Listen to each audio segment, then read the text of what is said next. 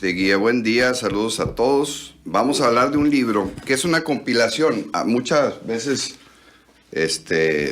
tenemos de estos libros, Miguel. Una compilación bibliográfica que hace un libro. Pues es la aportación de varios autores que se reúnen a propuesta o invitación de un compilador para hacer un libro. Y en este caso tengo este libro que se llama El Camino de la Democracia en México. Ahora no pusimos la entrada de... ya está, bueno. El Camino de la Democracia en México, que es precisamente una compilación de varios autores y que está editado o está apoyado editorialmente por pues tres instituciones fundamentales en este país. Uno es el Archivo General de la Nación, el otro es el Comité de Biblioteca e Informática de la Cámara de Diputados y el tercero es el Instituto de Investigaciones Jurídicas de la UNAM. Estas tres instituciones invitaron a académicos políticos a escribir sobre la historia de la democracia en México y aquí está pues Jesús Silva Herzog Márquez, está Emilio Cebadúa, está Ávila Ortiz, está Rolando Cordera, está Fix Fierro y muchos otros autores, Paola Ibolio, en fin, como 14 pues autores de este libro que nos narra pues la historia de los procesos electorales en nuestro país. Y es lo que les quiero hoy compartir, les quiero hoy invitar a que nos concentremos a hablar de este tema porque es fundamental para la historia de México y para lo que estamos viviendo hoy en el tema electoral. Para entender un poco, pues debemos decir que pues la construcción de la democracia en México pues data de hace 200 años y más, ¿no? Prácticamente del movimiento de independencia. Cuando nosotros logramos la independencia como mexicanos, pues empezó a constituirse, a estructurarse todo lo que son los procesos electorales. Debemos de decir que las primeras elecciones, una vez que estaba el movimiento de independencia, que se restablecía o que se consumaba, pues tenía como objetivo elegir a los nuevos gobernantes. Y había dos modelos, el modelo norteamericano, inglés, francés y el modelo español. Los dos modelos pues sirvieron de ejemplo para que en México se empezaran a organizar las primeras elecciones. ¿Cómo se organizan las elecciones o cuáles son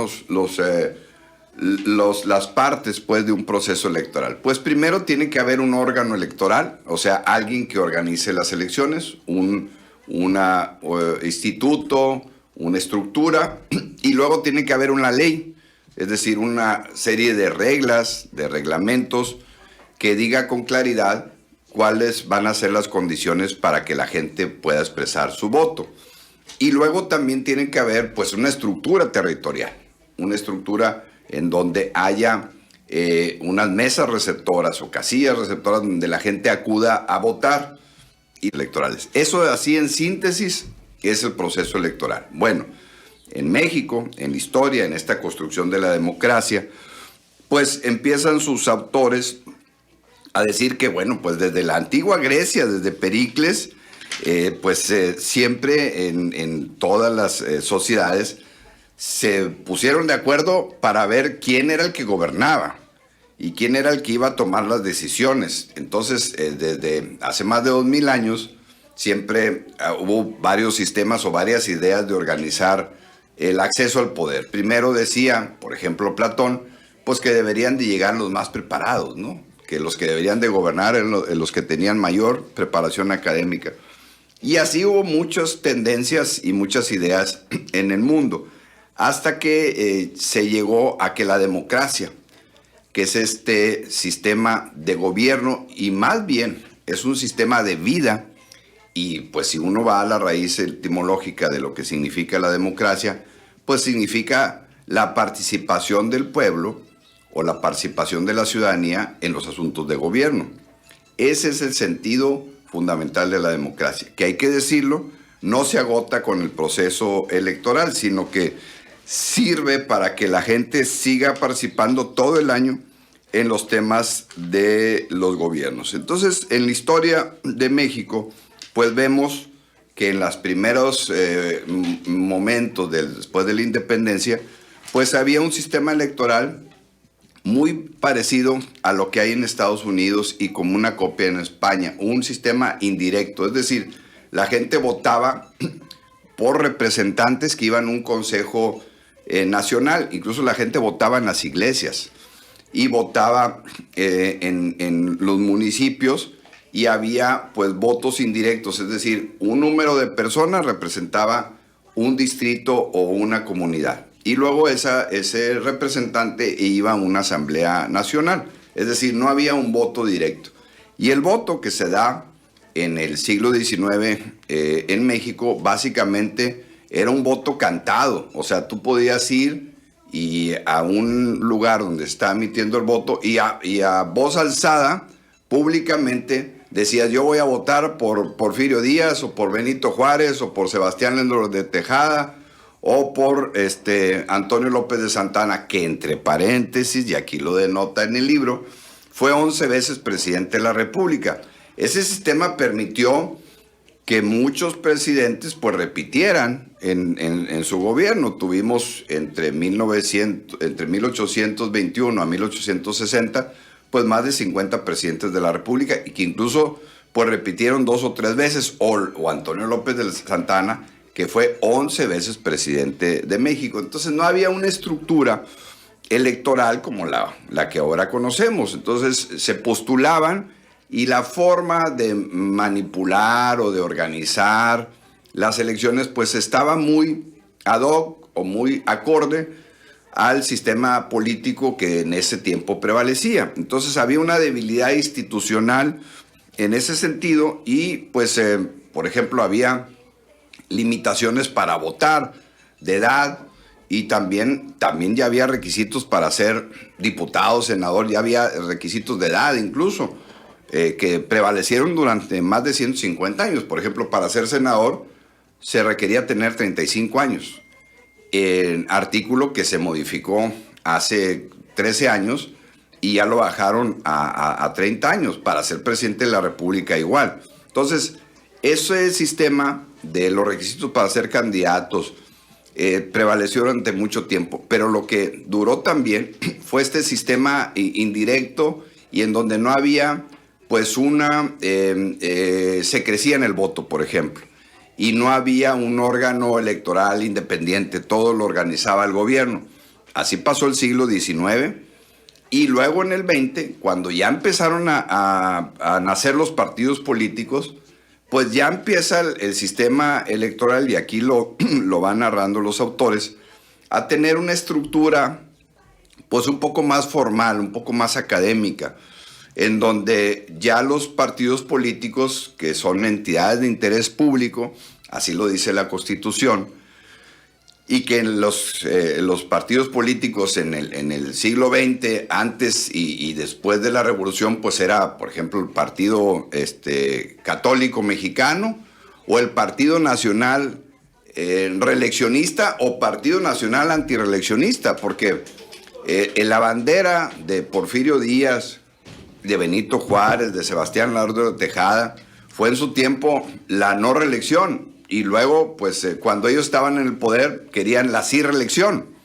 Y ese era el gran tema. O sea, pasamos de centralistas a federalistas a pasar a personas que se querían reelegir o personas que no querían que se reeligieran los que estaban en el poder. Y así nos pasamos alrededor de 80 años con ese tema. Y el sistema electoral, pues, era muy débil en el sentido de que la participación ciudadana pues era muy baja y realmente no intervenía fuertemente en las decisiones. Ya cuando en las elecciones después de la Revolución Mexicana en 1911, las de Madero, donde estaba el Partido Nacional Antireeleccionista, donde estaban ya los partidos un poco más estructurados, pues ya empezó un voto más directo, ya organizado por el gobierno, pero con un crecimiento en la participación ciudadana. Ya en la Constitución del 17 ya se pusieron artículos específicamente para ver el tema electoral y se empezaron a crear pues los primeros órganos electorales y que prevalecieron pues del siglo pasado, en el siglo XX prácticamente en las primeras décadas, y ya se crearon los consejos nacionales electorales, todos siempre dependientes de la Secretaría de Gobernación. A mitad del siglo pasado se dio el voto por primera vez a las mujeres, porque las mujeres no votaron en todas las primeras 5 décadas del siglo pasado, hasta que ya se otorgó el voto para las mujeres, y los órganos electorales empezaron a buscar tener mayor presencia ciudadana. Se crearon los partidos políticos que ahora conocemos. El primero fue el Partido Nacional Revolucionario, que se fundó en 1929, cambió de nombre a Partido de la Revolución Mexicana en 1938 y finalmente en 1946 a Partido Revolucionario Institucional. En 1939 se creó el Partido Acción Nacional. Más adelante se crearon otros partidos que ya desaparecieron, como el Partido Popular Socialista o el Partido Auténtico de la Revolución Mexicana o el Partido Socialista de los Trabajadores. Todos esos partidos ya desaparecieron y se crearon otros nuevos. En el año 90 se creó el Partido de la Revolución Democrática y algunos otros que hasta ahora prevalen, el 89. Y Morena, que ahora es el partido actual, pues se creó apenas en el 2015. Es un partido reciente, es el más nuevo. Y así ha sido el sistema de partidos. Pero hay dos parteaguas en esta historia electoral. Uno, que se da cuando Jesús Reyes Heroles es secretario de Gobernación en 1979. Desde el 77 empezó a hacer la Ley de Organizaciones y Partidos Políticos, la LOPE, tú te acordarás, Rafa. Y en esa ley, pues empezó ya a darle más fortaleza a los partidos y a empezar a buscar que los partidos, que son la representación popular y la forma en que llegan los ciudadanos al poder, pudieran tener las representaciones de las minorías y se crearon los representantes plurinominales. O sea, había los uninominales, que desde siempre en la historia electoral, primero senadores había 2 por estado, desde hace 200 años, o sea, y no teníamos 32 estados. Por ejemplo, cuando empezó el país de 1824, Baja California Sur no era estado, era un territorio. Ni Quintana Roo. Entonces, pero había 2 senadores por territorio, y eso prevaleció durante mucho tiempo. Después se aumentó a 1 más plurinominal y luego 2, y por eso ahora tenemos 128 senadores.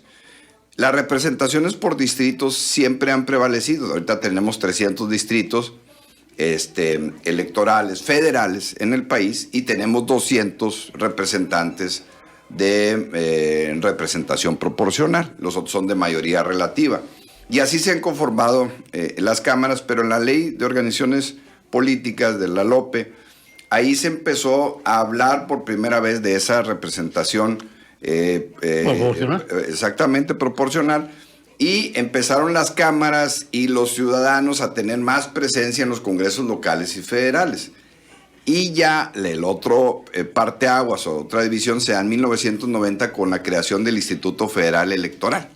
Ahí el Instituto Federal Electoral pues ya se ciudadaniza, es decir, tiene una independencia del gobierno, porque ya la Secretaría de Gobernación no iba a organizar las elecciones. Se nombraron consejeros electorales, se les dio un presupuesto por parte de la Cámara de Diputados, pero los consejeros llegaron a propuesta de los partidos políticos votados en las cámaras, que no hay otra forma, porque ahorita lo estamos viendo, porque se va a renovar ahorita el Consejo General del INE, y es el mismo método de hace 30 años.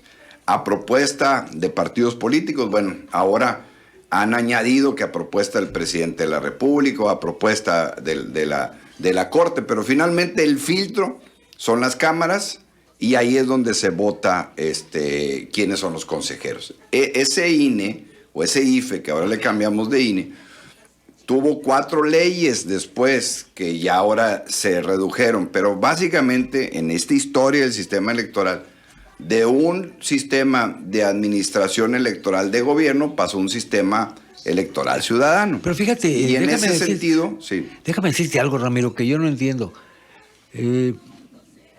Muchos países en Latinoamérica tienen le llaman ellos la Oficina Nacional de Elecciones. Las elecciones se manejan por parte del gobierno, es decir, es una dependencia de gobierno, no independiente ni autónoma, es dependencia de gobierno. Y no hay quejas. Si te voy a dar el ejemplo más claro, Brasil. Sí. Hay algunos estados, o sea, países que todavía tienen el control de la organización electoral, los gobiernos, Ajá. ¿sí? Pero la mayoría han estado migrando, pues, a la parte ciudadana. Pero eso no quiere decir que en los gobiernos donde los controla la administración, pues haya elecciones fraudulentas. No. Simple y sencillamente en México, que somos un país de mucha desconfianza. ¿Cuál es el principal problema de nuestro país? La desconfianza. Es que no nos tenemos confianza. Ese es el principal problema. Entonces, ante la falta de confianza, pues dijeron, o se dijo, y todos estuvieron de acuerdo en ese tiempo, pues vamos a hacerlo ciudadano y que sean ciudadanos independientes, esto entre comillas, quienes organicen las elecciones. Y el gobierno, simple y sencillamente, pues lo único que hace es darles un recurso económico y apoyar con temas de seguridad pública en el tema de la organización electoral. Pero ese fue el modelo que desde 1990 a la fecha está. Yo me reía cuando decían con esa marcha que se llamaba El INE no se toca. Pues lo han tocado muchas veces, lo han cambiado muchas veces, han modificado muchas veces. Se han cambiado de nombre, claro. Sí. No, ya han metido mano y todo lo que tú quieras. Es que el proceso para elegir consejeros es el mismo. Sí. Es a través de las cámaras, ¿no? Y luego pues ves ahí los perfiles. ¿De dónde llegaron los consejeros? Pues llegaron de propuestas de los partidos políticos, como ahorita, ¿eh? O sea, Morena está proponiendo consejeros como en su tiempo los propuso el PAN y el PRI. No es nada distinto. No. Es lo mismo. Sí, es que es lo mismo. La verdad no está cambiando nada. Hay una autonomía mal entendida del INE. No, pero mira, es que mira, la autonomía tiene que ser, o sea, lo que nos conviene a todos, no a los partidos políticos. Lo que nos conviene a todos es que no se quite la participación ciudadana en la organización electoral. La magia, lo bonito, los que hemos sido escrutadores, presidentes de casilla, es que participamos en la organización de los procesos electorales.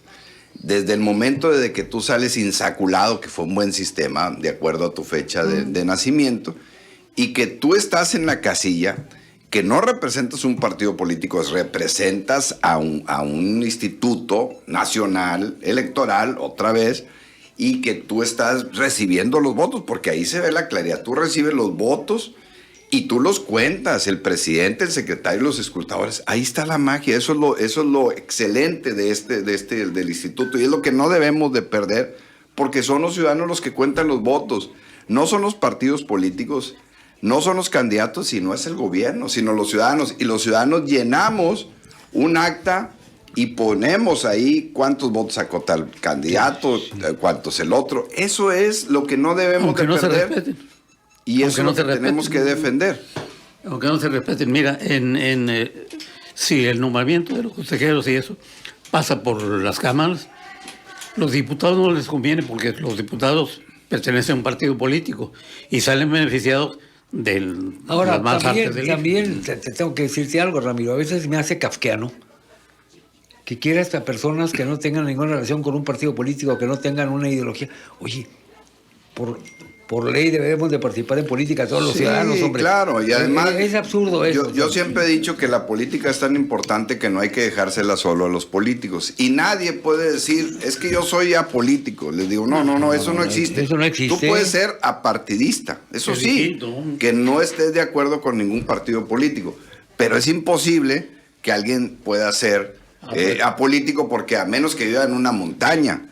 Porque todos nos interesa que funcione el agua, la seguridad, el drenaje, el medio ambiente, la educación, la salud. Pues todos somos todos.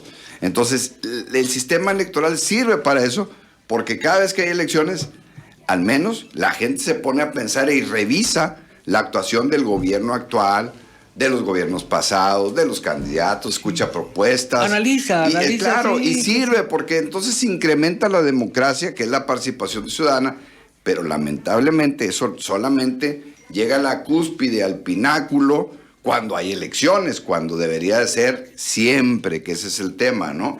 Que debería la democracia... Que la participación ser un ciudadana sea sistema los 365 constante. días al año. Es correcto, esa es la idea. No es el solamente propósito. que se concentren cuando hay campañas electorales o cuando hay elecciones, no, deben de participar todos los días. ¿Por Así qué? es.